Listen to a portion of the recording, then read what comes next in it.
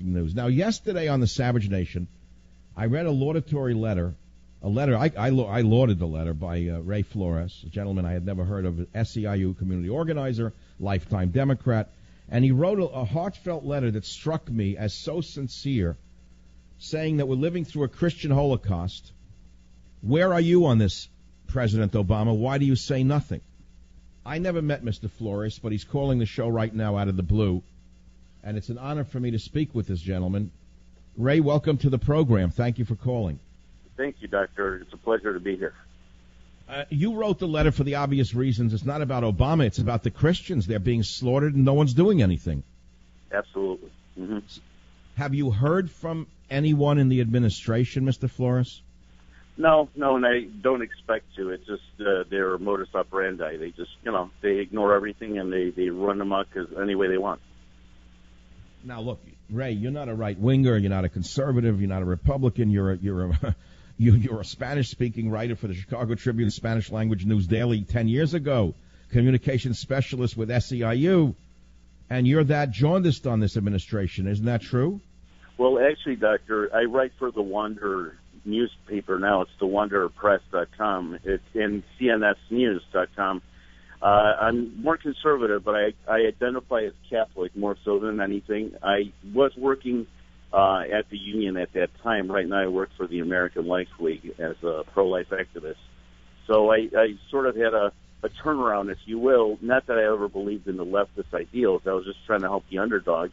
But that's how I got a good idea of how crooked the left, the Acorn, the Chicago Alinsky community was. And if you ever read a book called No Higher Power from Phyllis Schlafly, I contributed some really important documents in the appendix that outline how even some of the Catholic bishops helped Obama and Acorn and SEIU basically planted the seeds back in the mid-'80s to create the kind of nightmare this nation is living under right now. Well, you write in your open letter to Obama on our generation's Holocaust, you write the following. You say, entire schools of children are being set on fire, women are being gang raped, and men are beheaded in front of video cameras for all the world to see. ISIS terrorists are mocking and laughing at us as they slaughter our Christian brothers and sisters of all ages. And you say, are you telling me that somehow you aren't getting the same message we're all getting? Mr. President, would you come out and denounce these acts of terrorism and provide the necessary military aid to stop this genocide? That's what we're all asking, Mr. Flores. Why does he not mention this Holocaust against Christians, in your opinion? Well, I'm just waiting for that to happen here in our church when I take my family and children to Mass on Sunday. I'm just waiting for some nut terrorists to come in and start either shooting or wielding a knife or an axe. And it's just a matter of time before it happens here on our shores. So I'm just waiting to see what is it going to take for Obama to at least say something.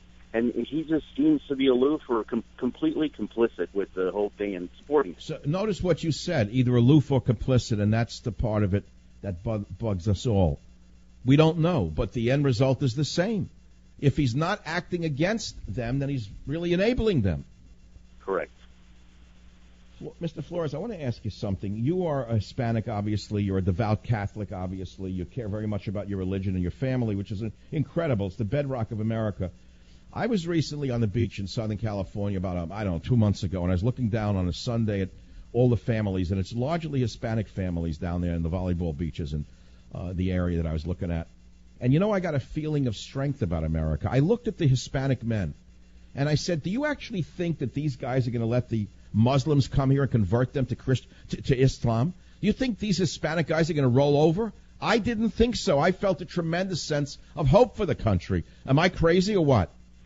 No, I think the one thing, and even with the illegals, the one thing that we have in common, meaning us conservative-minded people, is that even if they're not very well formed in the faith, they hold things like traditional marriage, and they are opposed to abortion. They at least believe in those things deep in their hearts somewhere. So I think that's the hope, that we shouldn't just throw the towel in and say all these illegals and immigrants are going to vote Democratic and just throw the towel in. No, we have the opportunity to teach those people the truth, even if we have to do it in their own language. And we're going to fight against ISIS, and we're going to fight against the left that's trying to homosexualize and abort all our children. Wow. I can see that you're not going to be invited to the White House Christmas party.